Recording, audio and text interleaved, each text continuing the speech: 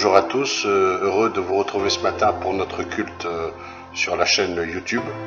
Ce matin, nous aurons la chance, le privilège d'écouter le pasteur Daniel Thévenet, qui est le président de notre union et qui va donc nous apporter le message de ce matin, que nous puissions profiter de ces paroles, les paroles que Dieu lui aura inspirées et qu'elles nous fassent du bien. Une bonne nouvelle, nous allons démarrer la semaine prochaine, dimanche 26, notre culte à l'église 23 rue Marion. Donc évidemment avec les contraintes sanitaires que nous impose le gouvernement, c'est-à-dire les gestes barrières, c'est-à-dire les masques obligatoires et par inscription. Vous avez reçu tous un mail ou un SMS ou un WhatsApp vous signalant comment vous inscrire. Donc vous cliquez sur le lien, vous inscrivez. Le nombre de places est limité à 40. Nous sommes désolés mais c'est comme ça. 40, une quarantaine de personnes. En tous les cas, inscrivez-vous vite. Les premiers inscrits seront bien sûr prioritaires et bien les autres, ce sera pour la fois d'après. En tous les cas, je vous souhaite à tous un bon culte ce matin, que nous puissions nous faire du bien tous ensemble, même si nous ne sommes pas physiquement réunis. Mais nous attendons la semaine prochaine pour que nous puissions enfin nous retrouver, nous voir, nous regarder, prier ensemble, chanter ensemble, louer ensemble et adorer notre Dieu ensemble. Prions pour ce culte de ce matin et prions pour le culte de la semaine prochaine. Seigneur, merci parce que toute chose est entre tes mains. Nous te remercions pour le culte qui va avoir lieu ce matin. Seigneur, merci pour le message, merci pour la louange.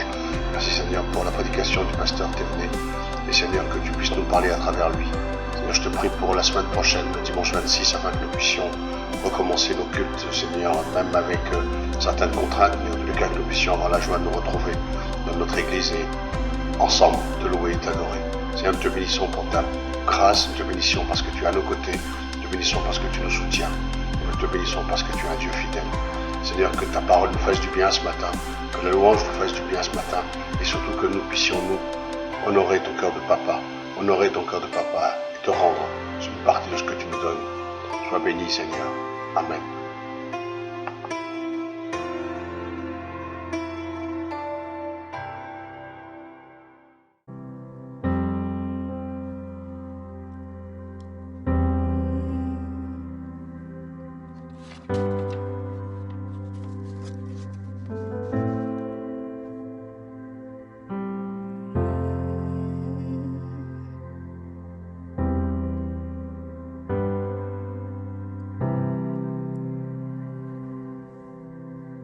Tu te bénis et te garde, il rayonne sur toi, il t'accorde sa grâce.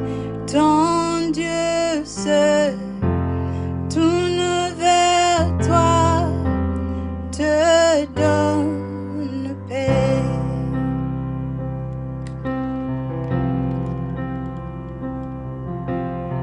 Tu te bénis et te garde, il rayonne sur toi, il t'accorde sa grâce. Ton Dieu se tourne vers toi, te donne paix. Recevons ensemble. Amen, amen, amen.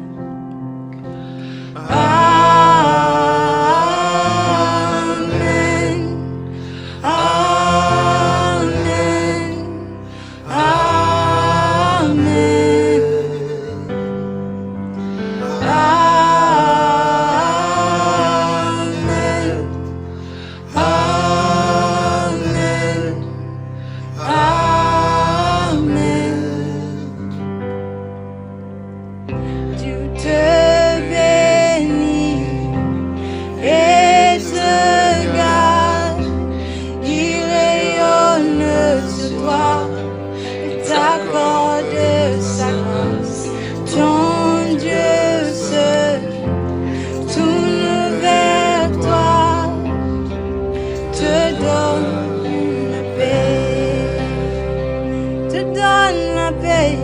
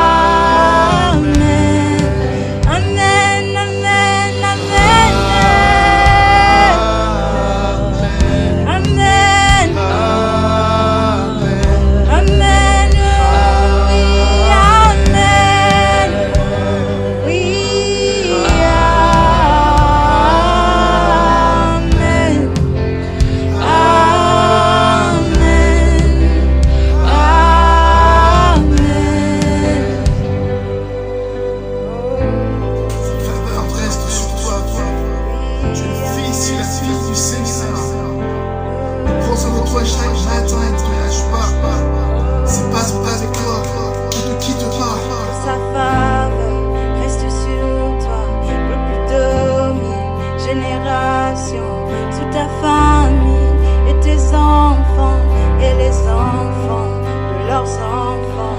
Que sa faveur reste sur toi pour plus de 1000 générations, sur ta famille et tes enfants et les enfants de leurs enfants. Que sa faveur reste sur toi pour plus de 1000 générations, sur ta famille et tes enfants et les enfants de leurs enfants. Que sa faveur reste sur toi pour plus de 1000 générations, sur ta famille et tes enfants et les enfants de leurs enfants. Que sa présence t'environne, avec toi à tes côtés, que le dimanche et t'entoure. Il est pour toi, il est pour toi. Dès le matin jusqu'au coucher, à chaque repas, veillant sur toi, dans tes larmes et ton la joie. Il est pour toi, il est pour toi, il est pour toi, il est pour toi, il est pour toi, il est pour toi, il est pour toi, il est pour toi, il est pour toi. Amen.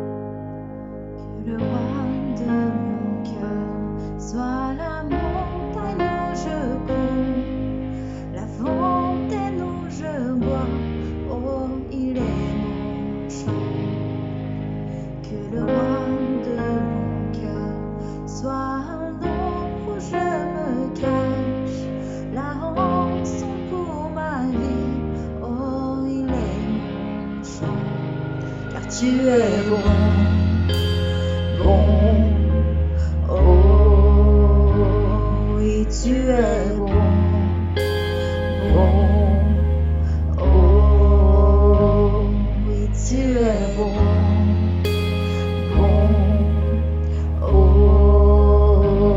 oui, tu es bon, bon, oh, que le roi de mon cœur soit le vent dans mes voiles et l'encre dans mes vagues. Oh, il est mon chant. Que le roi de mon cœur soit le feu dans mes veines et l'écho de mes jours. Oh, il est mon chant.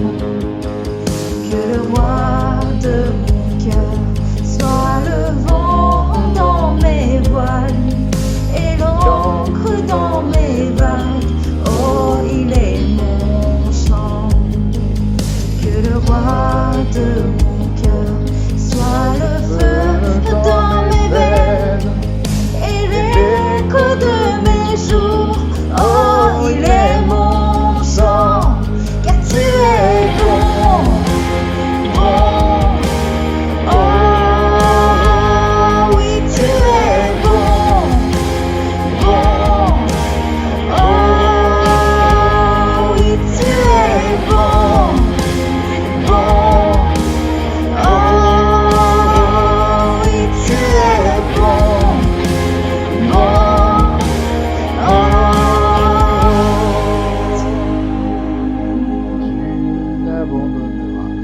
M'abandonneras jamais.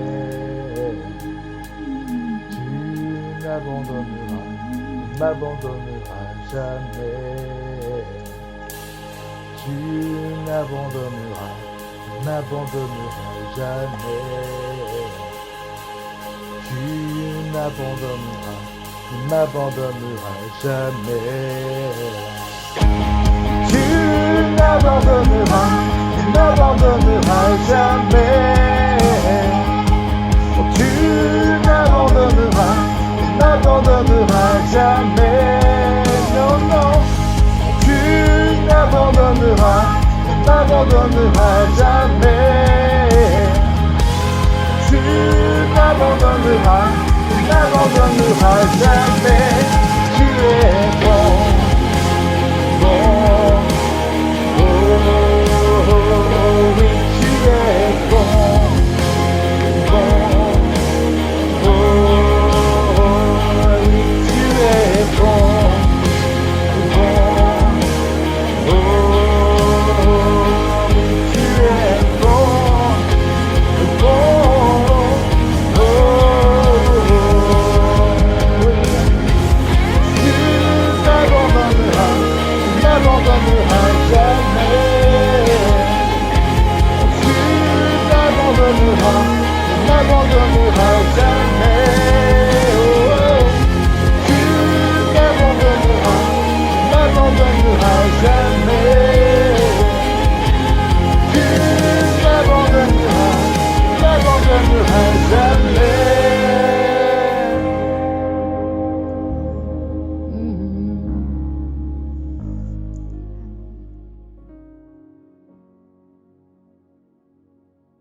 Après cela, je vis une porte ouverte dans le ciel, telle une trompette. La première voix que j'avais entendue, je fus saisie par l'esprit. Il y avait un trône dans le ciel, et sur ce trône, quelqu'un était assis. Celui qui était assis avait l'aspect d'une pierre de jaspe et de sardoine, et le trône était entouré d'un halo qui avait l'aspect de l'émeraude. Autour du trône, 24 trônes. Sur ces trônes, 24 anciens, habillés de vêtements blancs. Sur leurs têtes, des couronnes d'or. Du trône sortent des éclairs, des voix, des tonnerres. Devant le trône brûlent 7 lampes ardentes, qui sont les 7 esprits de Dieu. Devant le trône, comme une mer de verre, semblable à du cristal. Au milieu du trône et tout autour du trône, 4 êtres vivants, pleins d'yeux, devant et derrière. Le premier être vivant ressemble à un lion. Le deuxième être ressemble à un taureau. Le troisième être a comme un visage humain, et le quatrième être vivant ressemble à un aigle en plein vol. Les 4 êtres vivants ont chacun 6 ailes, et ils sont pleins d'yeux, tout autour et au-dedans. Jour et nuit, ils ne cessent de dire « Saint, Saint, Saint est le Seigneur Dieu, le Tout-Puissant, celui qui était et qui est et qui vient. » Et chaque fois que les êtres vivants donnent gloire, honneur et action de grâce à celui qui est assis sur le trône, à celui qui vit à tout jamais, les 24 anciens tombent aux pieds de celui qui est assis sur le trône, se prosternent devant celui qui vit à tout jamais et jettent leur couronne devant le trône en disant « Tu es digne, notre Seigneur, notre Dieu, de recevoir la gloire, l'honneur et la puissance, car c'est toi qui as tout créé, c'est par ta volonté que tout était et tout a été créé. » Chers amis, bonjour. Heureux de nous retrouver en ce moment pour ouvrir la parole de Dieu et méditer sur ce chapitre merveilleux, le chapitre 4 de l'Apocalypse. Pour vous qui suivez les études bibliques, où j'ai parlé dernièrement sur l'introduction au livre de l'Apocalypse, j'avais annoncé que nous allions découvrir ensemble un peu plus ces 2 chapitres formidables, le chapitre 4 et le chapitre 5 de l'Apocalypse. Nous allons commencer aujourd'hui avec le chapitre 4. L'Apocalypse qui est une révélation de Jésus-Christ, mais aussi une révélation de ce monde spirituel, ce monde de Dieu, qui n'est pas visible, mais qui est aussi réel, aussi concret que le monde visible. L'adoration est présente dans tout le livre de l'Apocalypse. C'est pourquoi je dis que c'est réellement un manuel de l'adoration. Nous n'avons pas le même rapport avec les symboles, les animaux qui ressemblent pour nous à des monstres, que les premiers auditeurs, enfin les premiers lecteurs de l'Apocalypse. C'est pourquoi on est un petit peu gêné, et si on essaye d'entrer un peu plus dans la beauté de ce livre, quand il nous révèle qui est Jésus-Christ, mais surtout quel est le trône de Dieu et ce qui s'y passe. Dans ce chapitre 4, ça commence par cette phrase, « après cela ». Après quoi? Bien, après la description et les lettres, et 7 lettres aux églises autour d'Éphèse. Dans ces lettres, Jésus apporte une description, un regard qu'il porte, un regard lucide sur l'état de chacune de ces églises, avec les bonnes choses, mais aussi les mauvaises choses. Et dans ce regard, eh bien, quand on regarde un petit peu, on peut être aussi, quand on a un regard uniquement horizontal sur la vie des églises, on peut aussi être souvent déçu parce que nous sommes des hommes rachetés, mais nous sommes en chemin vers la perfection, mais on n'y est pas arrivé. Si c'était le cas, on le saurait. Et donc, dans cette perspective, je dirais, horizontale de l'Église, le Seigneur a voulu élever l'apôtre Jean en lui disant « Écoute, regarde là-haut, je vais t'inviter à monter là-haut. » Mais avant d'avoir cette révélation, je voudrais vous rappeler que cette révélation, Jean l'a eue dans l'île de Patmos. Un bagne pour prisonniers politiques. Un lieu de punition, un lieu de châtiment, un lieu de tristesse, un lieu de solitude et de souffrance. C'est dans ce lieu-là que le Seigneur lui a donné la plus grande révélation après sa conversion au Seigneur, la plus grande révélation qu'il a eue dans sa existence terrestre. Nous pouvons souvent dire, et il aurait pu dire, genre, écoute, Seigneur, je suis un vieillard, je suis usé, sors-moi de Patmos. C'est facile pour toi, sors-moi de cette situation difficile, mets-moi au large, mets-moi dans la campagne, et là je serai à l'aise, je serai dispo pour mieux écouter et transmettre ce que tu as à dire. C'est dans cette ville de Patmos qu'il a reçu cette révélation. Trop de chrétiens attendent et disent « Ah mais Seigneur, sors-moi de cette situation, délivre-moi de ces circonstances négatives et de cette épreuve. » Jean nous dit dans l'Apocalypse que votre île de Patmos, l'île de votre Patmos, c'est-à-dire votre lieu de difficulté et d'épreuve, peuvent devenir, par le Saint-Esprit, un lieu d'une révélation surnaturelle et glorieuse. Alors après cela, eh bien, il est amené à regarder, et il nous est dit qu'il approche le trône. C'est une vision du trône qu'il va avoir. Cette adoration qui est présente dans l'Apocalypse, eh bien, nous montre aussi que plus vous approchez du trône, plus vous découvrez que les êtres qui vivent autour du trône, il y a les 4 êtres vivants, vous avez les êtres angéliques, les chérubins, vous avez les 24 anciens qui sont là avec des couronnes. Ce ne sont des gens qui, plus ils sont près de Dieu, plus ils adorent, plus ils admirent le Seigneur. On ne peut pas rester, je dirais, insensible à la révélation que l'on peut avoir du trône de Dieu. Alors il est dit qu'il regardait, je vis, je regardais. Cette phrase, cette expression m'amène à réaliser qu'il a regardé, c'est-à-dire qu'il a porté son attention. Il a dirigé son attention vers quelque chose. Vous vous souvenez des disciples d'Emmaüs? Il nous dit qu'ils étaient complètement obscurcis par la tristesse du Golgotha.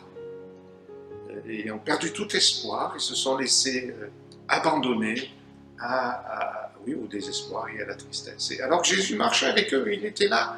À un moment donné, il est dit qu'il leur ouvrit l'intelligence. Et regarder, ça veut dire ça, c'est permettre à Dieu de détourner notre attention. L'adoration nous permet de nous détourner des choses qui ne vont pas. Quand les choses ne vont pas, on a tendance, notre cerveau fonctionne en regardant ce qui ne va pas. Et plus on regarde ce qui ne va pas, moins ça va. Et donc il y a un détournement. L'adoration, c'est détourner notre regard de cette vision terrestre de l'humanité et des églises dans leur état pour nous le diriger vers le trône de Dieu. Comprendre l'aspect céleste des choses et découvrir un peu, et je dirais un peu beaucoup, qu'il y a un trône. Et sur ce trône, il y a quelqu'un qui est assis. J'ai besoin de réaliser que tout commence au trône de Dieu et tout doit se terminer au trône. Mais voyez, cette attirance vers le trône, cette admiration fait que nous avons besoin de réaliser qu'on n'est pas là devant une adoration systématiquement religieuse. Les gens, ces gens-là, ces êtres n'adorent pas parce qu'il faut adorer, parce que c'est la liturgie.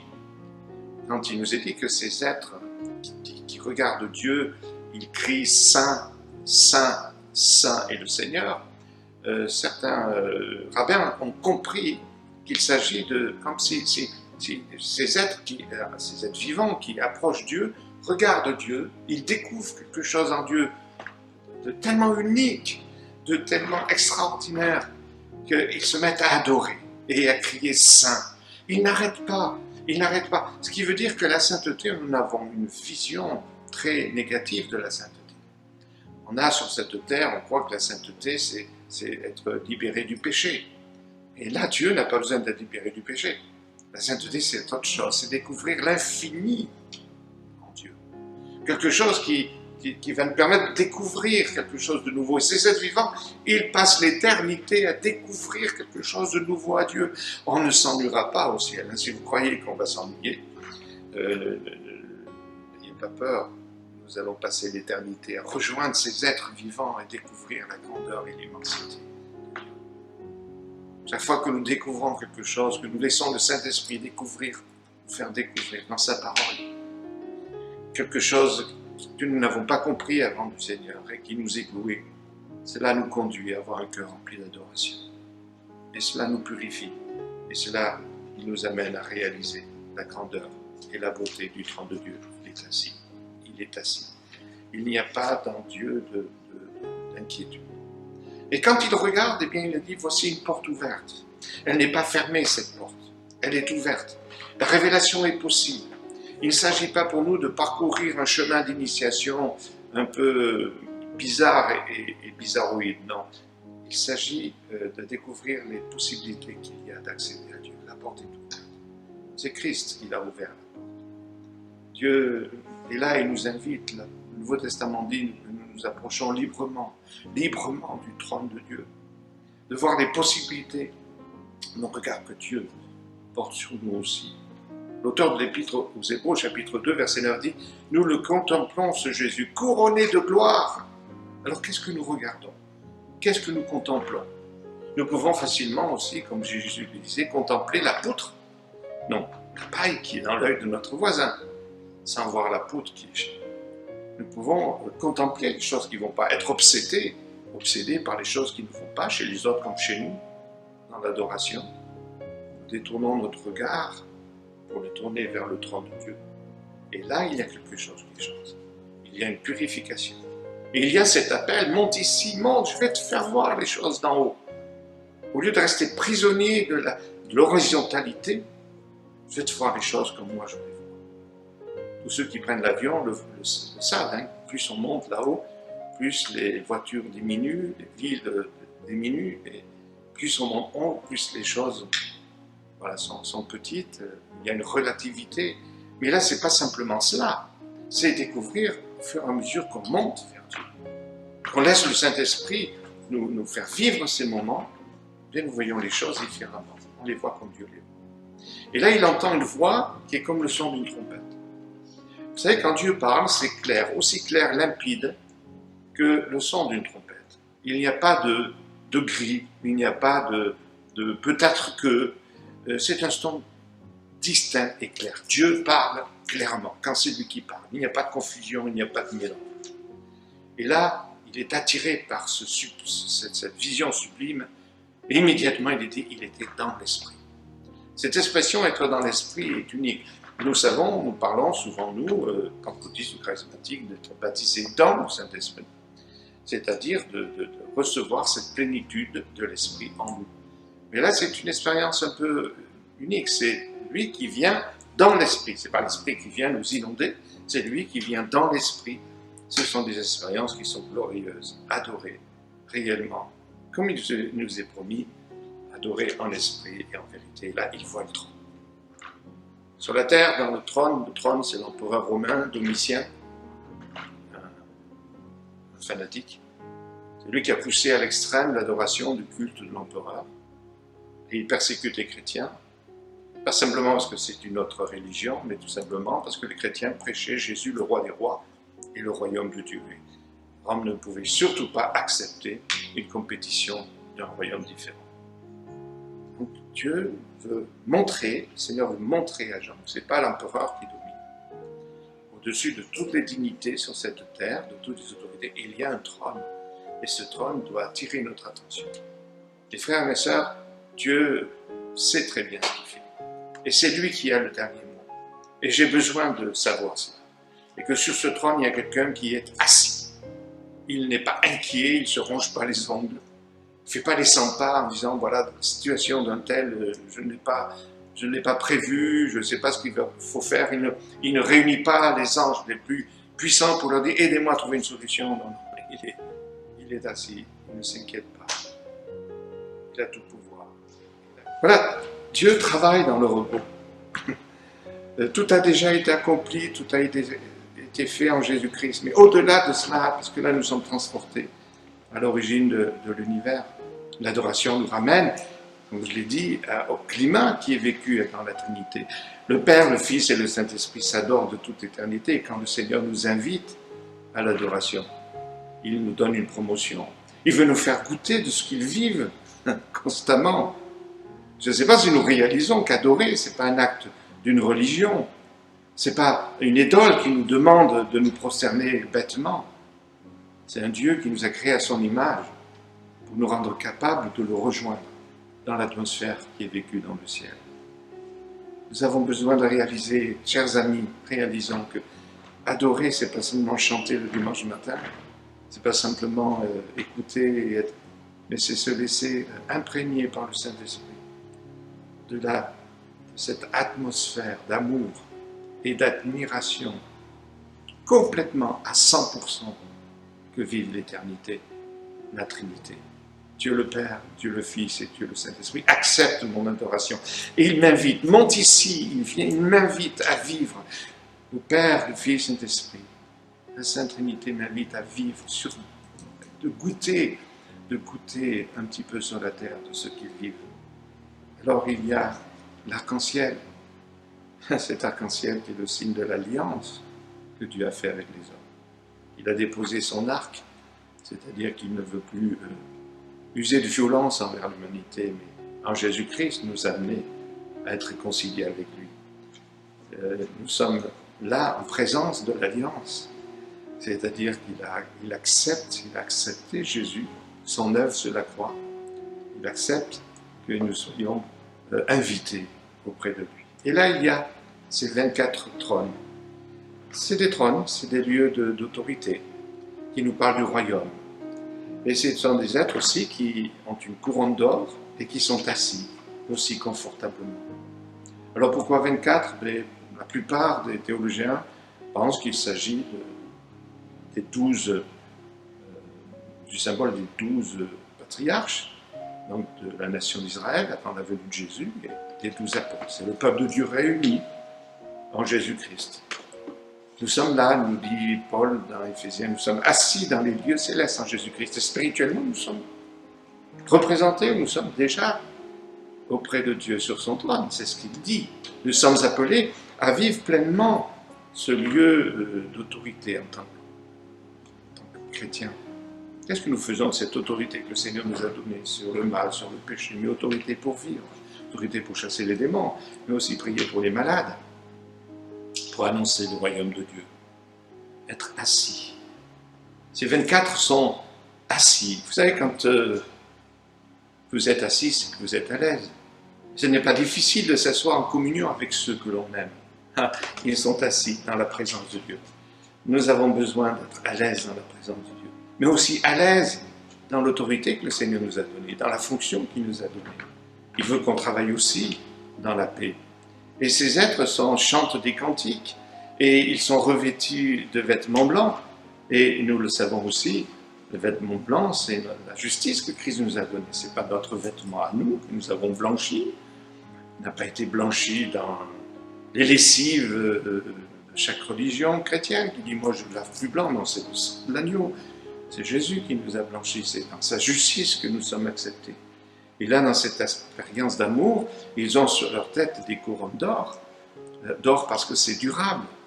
Le Seigneur nous dit qu'il nous récompensera de tout ce que nous aurons fait pour lui et pour son royaume. Il y a des couronnes qui sont décrites déjà dans les épîtres. Mais ce qui est extraordinaire, c'est que ces êtres-là prennent leur couronne et puis le remettent aux pieds de Dieu. En disant, voilà, mais c'est par ta grâce que nous y sommes arrivés. Ils adorent et ils louent, ils se prosternent. Cette couronne, c'est encore le moyen pour eux, cette récompense, de encore louer et glorifier Dieu et d'avoir une expression d'amour pour eux. Ils sont libres. Ils sont libres. Et il y a les séraphins. Les séraphins qui sont là, des êtres angéliques, parmi ceux qui sont les plus élevés, les chérubins. Ce sont des êtres qui sont des anges, qui sont liés à la communication de la révélation de l'autorité de Dieu et le gouvernement de Dieu.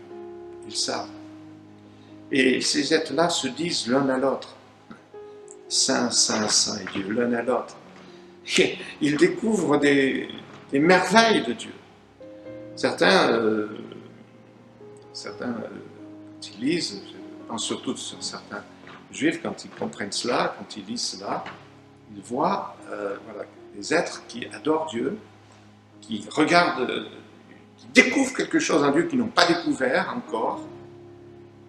Ils se prosternent, il est saint. Ils relèvent les yeux, ils découvrent encore quelque chose en Dieu, ils leur fait dire, mais il est saint. Et ils se prosternent. Depuis toute éternité, ces êtres-là, qui sont les plus près de Dieu, et qui sont, je dirais, symboles bien sûr du gouvernement de Dieu, ils sont émerveillés par ce qu'ils découvrent. Mon frère et ma sœur, qu'est-ce que le Saint-Esprit en ce moment t'émerveille dans ce que tu as découvert dans le Seigneur? Et tout dépend de ce que tu regardes. Si tu laisses le Seigneur fixer ton regard sur le Seigneur, sur son trône, et ils se disent l'un à l'autre, ces choses-là. Alors qu'est-ce que tu racontes à ton frère, à ton sœur, quand tu l'as au téléphone, ou bientôt quand tu le verras en présentiel, qu'est-ce que tu lui racontes? Tu lui racontes quoi? Les ragots, les histoires, les problèmes, les difficultés. Alors, plus tu te rapproches de Dieu, moins tu ne veux salir ta langue en calomniant ou en disant des méchancetés ou en disant des bêtises. Tu as envie de raconter ce que tu as découvert en Dieu. C'est ça la force du témoignage chrétien et de de nous édifier les uns les autres. Qu'est-ce que tu as découvert? Ce n'est pas une théorie, ce n'est pas une découverte intellectuelle, c'est vraiment une révélation que tu as reçue. Et je t'invite, et là l'Apocalypse nous invite à laisser le Saint-Esprit nous amener à découvrir tous les jours quelque chose de frais, de nouveau. Je sais pas si on s'imagine, ces étrangers dits n'ont jamais péché. Nous avons une vision, je dirais, très humaine de la sainteté, très petite. La sainteté pour nous, c'est tout ce qui nous libère du péché, mais Dieu n'a jamais péché, ces êtres n'ont jamais péché. Et ils sont dans la sainteté, ils découvrent dans la sainteté de Dieu quelque chose d'extraordinaire. Mes amis, on a une vision très limitée de la sainteté. En tous les cas, pour ceux qui croient qu'ils vont s'ennuyer dans le ciel, je vous avertis, vous ne vous ennuierez pas, parce qu'il faudra bien l'éternité pour découvrir qui est Dieu, l'immensité de ce qu'il est. Laissez-vous impressionner par le Seigneur. Vous le savez, je lis régulièrement des témoignages d'amis, notamment d'amis musulmans qui viennent au Seigneur parce qu'ils découvrent, ils voient une vision, ils voient Jésus, ils se donnent au Seigneur. De découvrir qui est Jésus, on est prêt à tout laisser pour le suivre. Ami chrétien, qu'est-ce que tu t'es laissé avoir peut-être par un tas de choses, des déceptions, des inquiétudes? Laisse le Saint-Esprit te ramener. Je t'invite à relire l'Apocalypse. Lis le chapitre 1 avec la révélation de qui est vraiment Jésus. Laisse-toi pénétrer par ces chapitres 4 et 5 du trône de Dieu. Le chapitre 4 de l'Apocalypse, c'est le trône de Dieu, l'hymne au Dieu créateur. Chapitre 5, c'est Dieu rédempteur. C'est Jésus l'agneau, le rédempteur, le livre de la rédemption. Et je voudrais continuer, il y a tellement de choses à dire, mais mes amis, ce qui est impressionnant autour du trône de Dieu, c'est cette mer de cristal. Il y a comme une mer qui est semblable au cristal. Vous savez, il n'y a rien de plus agité que la mer. Les surfeurs savent que la mer peut être très agitée. Autour du trône de Dieu, la mer, elle est du cristal. Ça respire la paix, la transparence et le calme. Je veux prier pour que le Seigneur remplisse notre cœur de sa paix, de son calme. Que la mer dans laquelle tu es, qui est agitée, nous rappelle tout ce que Jésus a dit, que la paix soit avec vous. Il calme la tempête. Autour du trône de Dieu, il n'y a pas de tempête. Que le Seigneur nous encourage et vous encourage à vous laisser et à nous laisser de plus en plus ouvrir notre intelligence, à regarder plus loin. Seigneur, je te prie pour mes amis qui ont écouté ce message. Cher Saint-Esprit, je te fais confiance pour que tu ouvres notre intelligence, tu ouvres les yeux, tu nous aides à monter plus haut, à faire de ces moments de prière, de louange et d'adoration des moments de révélation. Apprends-nous tous les jours à avoir une vision fraîche de ton trône, pour aller et vaquer à nos occupations dans la calme, la sérénité et la certitude que tu règnes. Amen. Bonjour frères et sœurs, chers amis, content d'être avec vous encore ce matin pour cette Sainte Seine. Merci parce que le Seigneur est bon encore, nous voulons proclamer sa bonté ce matin. Si nous sommes heureux et si nous bénéficions de la bénédiction, c'est par l'acte qu'il a accompli. Et je veux vous partager ensemble donc Ésaïe 53 au chapitre 53 et verset 1. Qui a cru ce qui nous était annoncé? À qui le bras de l'Éternel s'est-il révélé? Il s'est élevé devant lui comme un rejeton, comme une racine qui sort d'une terre assoiffée. Il n'avait ni apparence ni éclat pour que nous le regardions. Son aspect n'avait rien pour nous attirer. Méprisé, rejeté, abandonné des hommes, homme de douleur, habitué à la souffrance, semblable à celui devant qui l'on se voile la face, il était méprisé et nous ne l'avons pas considéré. Cependant, certes, assurément, ce sont nos souffrances qu'il a portées. Et on peut vraiment compter dessus. C'est de nos douleurs qu'il s'est chargé. Et nous l'avons considéré comme atteint d'une plaie. comme frappé par Dieu et humilié. Mais il était transpercé à cause de nos crimes, écrasé à cause de nos fautes. Et le châtiment qui nous donne la paix ce matin est toujours, le châtiment qui nous donne la paix est tombé sur lui. Et, frères et sœurs, bonne nouvelle, c'est par ces meurtrissures, c'est par ces blessures que nous sommes guéris. Et avant, nous suivions nos propres voies, et par la grâce de Dieu aujourd'hui, Dieu nous a ouvert les yeux spirituels et nous ne suivons plus nos propres voies. Ce qu'il faut bien se rappeler, c'est que Jésus a été frappé à notre place. Il a pris notre place par amour pour que nous ne soyons pas frappés nous-mêmes, frappés de malédiction, frappés de douleur et de maladie. Il a pris notre place pour que nous ne soyons pas frappés. Au contraire, pour que nous soyons bénis, pour que nous soyons enrichis par sa bonté et par sa présence et par les richesses de son amour. Donc, rappelons-nous qu'il a été frappé pour chacun et chacune de nous. Et rappelons-nous aussi qu'il est doux pour des frères et sœurs de demeurer ensemble, car nous sommes la famille de Dieu.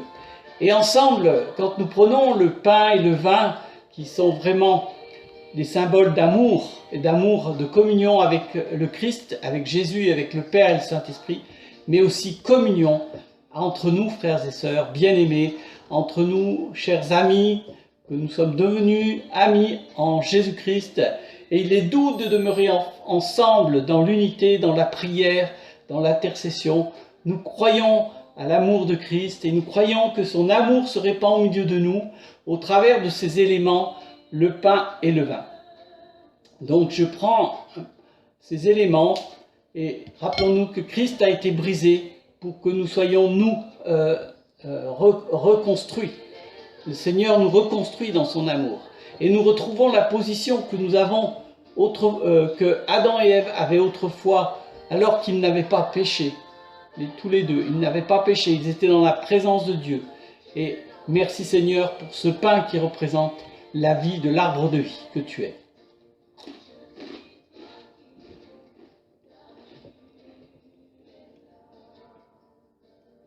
Et je veux rendre grâce à Dieu pour le vin qui représente le sang de l'agneau.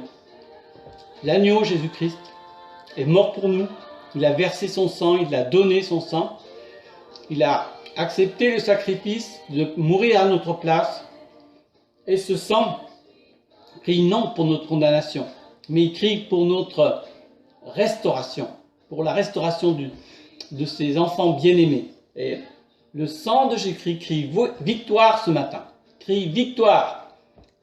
Nous crions victoire au Seigneur de la vie, au Roi des rois, au Roi de l'univers. Amen.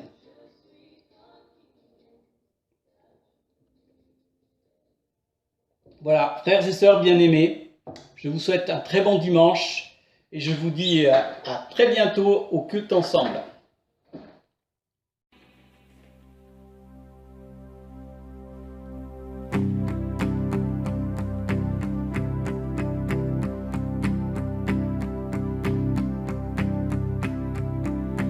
Dans la joie quand le soleil m'inonde, sur les monts où ta présence abonde. Oh, Jésus, je te suivrai. Dans la peine comme mon âme sombre, dans la vallée du deuil et de l'ombre.